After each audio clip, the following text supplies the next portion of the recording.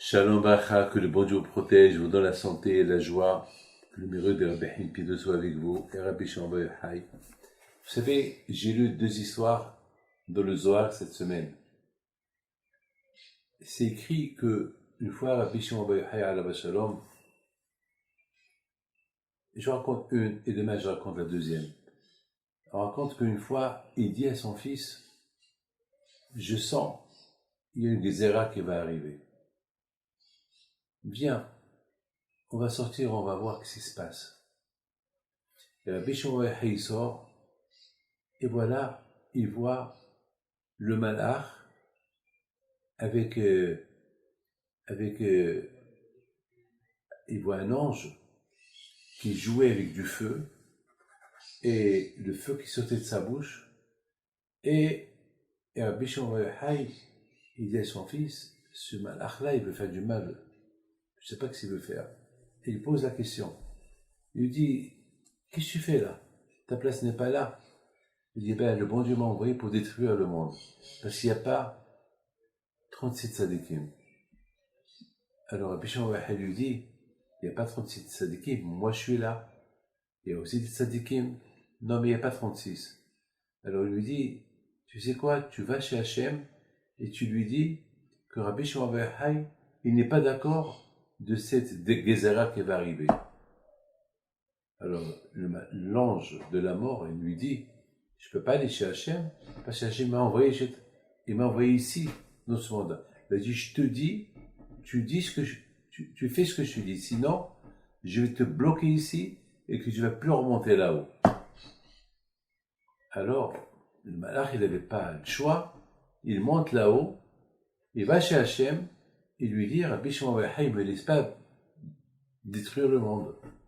Alors, Akadosh Baruch Hu, il dit au malach, ne l'écoute pas, va et détruis le monde. Et le malach, il redescend, et voilà, Rabbi Shimon Bar Yochai, il dit, pourquoi tu es redescendu? Pour me donner une bonne nouvelle ou une mauvaise nouvelle? Il dit non, il n'y a pas de bonne nouvelle. Hachem, il m'a dit que je t'écoute pas et je détruis le monde. Il a dit, tu vas lui dire à Hachem de ma part que moi je suis là. Et moi, je représente, et mon fils, on représente tous les tzadikim. Alors il lui dit, tu sais que Hachem m'a dit que je t'écoute pas. Alors Rabbi Shimon Bar Yochai lui dit, écoute-moi, si tu m'écoutes pas, tu auras un grand problème, parce que tu vas rester là, tu vas crever tout seul. De toute façon, moi, tu ne peux pas me tuer. Moi, je resterai vivant, mais tu resteras ici. Ta place sera là, je vois que tu vas mourir. Je vois que... Alors, il a eu peur, il remonte chez Hachem. Il dit à Akadosh Baruch Hu, Rabbi Shimon Bar Yochai m'a dit de revenir. Alors Hachem lui a dit, mais je t'ai dit de ne pas écouter. Il m'a menacé. Il m'a dit que si je n'écoute pas, il me bloque en bas. Et il m'a dit de te dire que même s'il n'y a pas 36 tzadikim, que par le mérite, le monde y tient, lui, il est là, et son fils, il est là.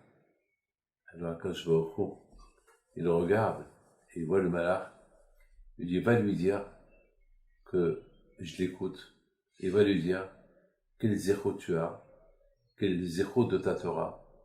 Par le zéro de ta Torah, je ne vais pas détruire le monde. Et heureux, toi, Rabbi Shimon Bar Yochai, et ton fils, que Akadosh Baruch Hu, il fait votre plaisir.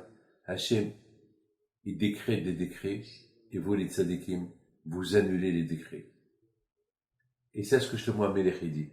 Shlomo HaMelech il dit que les tzadikim, ils sont capables de commander à Akadosh Baruch Hu.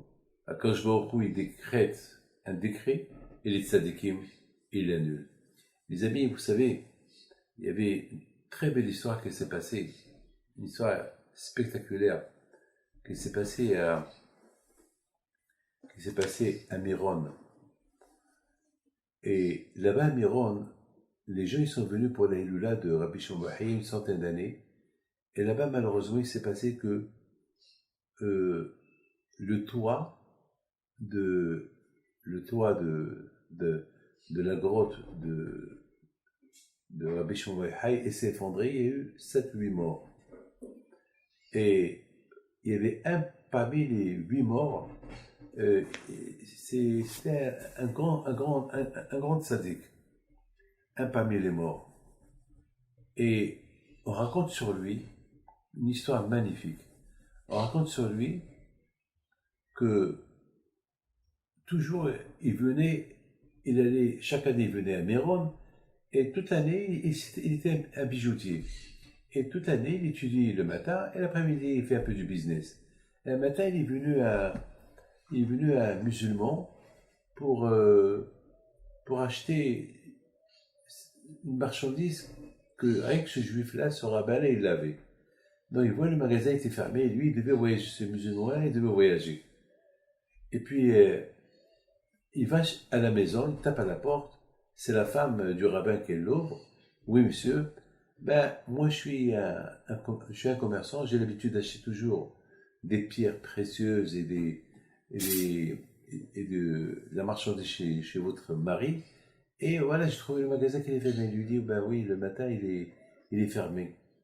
Mais il paraît qu'il a cette marchandise que ça fait déjà 2-3 ans qu'il n'arrive pas à la vendre. Alors voilà, je suis là pour l'acheter. Alors dès que la femme du rabbin a entendu ça, elle était contente, elle va au Beth Midrash, elle va à la synagogue, elle tape à la porte, elle rentre à la synagogue, elle va chez son mari. Il y a un musulman, il veut vraiment acheter ta marchandise, c'est-à-dire que c'est 3 ans que tu n'arrives pas à vendre et tout ton argent il est stocké là-bas. Voilà, voilà, il est gentil, il veut te débarrasser de cette marchandise. Et comment il s'appelle, le rabbin lui dit non, moi, lorsque j'étudie, il n'y a pas de business. J'étudie la Torah, il n'y a pas de business. Il a dit non.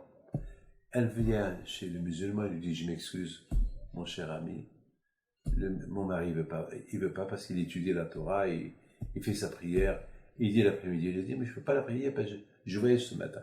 Bon, il s'est passé que il retourne à la maison, et voilà, sa femme lui dit mais tu es fou, tu aurais pu vendre la marchandise, tu avais une possibilité de la vendre, pourquoi tu ne l'as pas vendu? Il dit écoute-moi, moi toujours, lorsque j'étudie, le Yitzhara il vient m'embêter.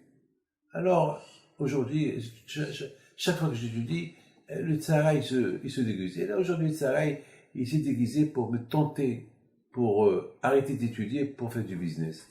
Alors, si Hachem veut que ce commerçant-là, il achète chez moi, il viendra chez moi. Et si Hachem ne veut pas qu'il achète chez moi, il ne va pas acheter chez moi. Eh bien, ce monsieur là-bas, je ne sais pas ce qui est arrivé, il a réfléchi, il a vu que ce juif-là, il est quand même honnête, qu'il n'est pas prêt d'arrêter sa prière et son étude de Torah pour du business. Il a dit, justement, je vais l'attendre pour acheter chez lui. Il a attendu, il est parti l'acheter chez lui. Mes amis, et ce monsieur-là pauvre, il est décédé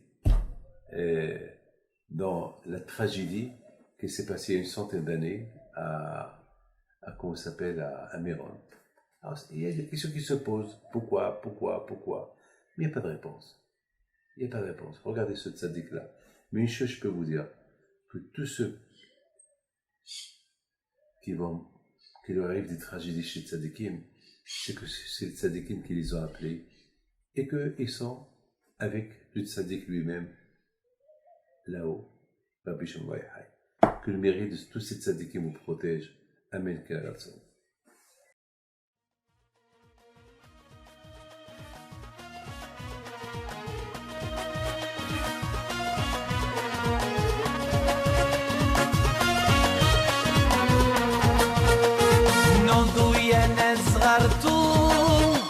على ربيع حيم بنتو وقف لنا زي خوت